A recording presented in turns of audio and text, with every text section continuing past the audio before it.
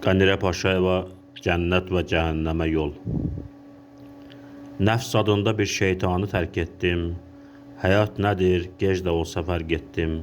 Ən böyük eşq o sənmişsən dərk etdim. Qapını aç bu qoluna, ey Rəbbim. Qənirə Paşayeva. Cənnət və cəhənnəm insanların əbədi mövzusu. Çox danışırıq ondan, hər zaman da gələcək zamanda. Əslində isə cənnəti və cəhənnəmi yalnız gələcəkdə axtarmamalıyıq.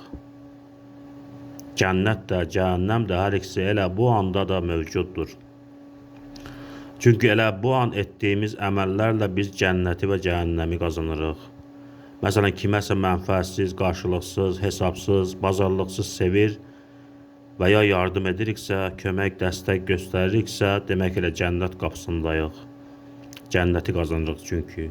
Kiməsə nifrət etməyə başlayırıqsa, həsəd aparıb paxıllıq ediriksə, içimizi kim bürüyürsə, kiməsə pislik ediriksə, kiməsə şərböytən atıb dediqodusunu ediriksə, əslində elə cəhənnəmdəyik, çünki cəhənnəmi qazanırıq o an. Cənnət və cəhənnəm əslində uzaqda deyil.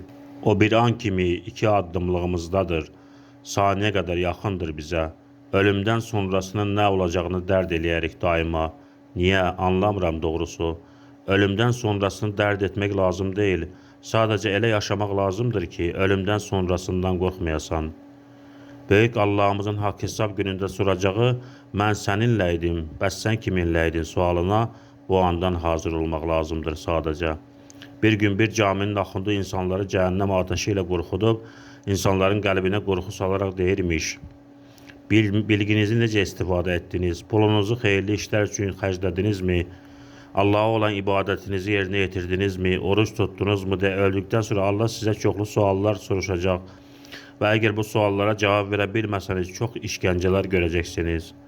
Axundun çıxışını dinləyən bir dərviş dönür və belə deyir: Xoca, Allah sizin söylədiyiniz bu qədər sualı insana verməz. O sadəcə bir sual verər. O da mən səninlə idim, bəs sən kiminlə idin?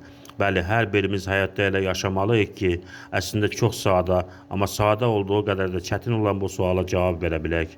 Hər insan bir kitabmış, oxumadan tanımazsan. Oxuduqca gah ağrı verər, gah mutluluq.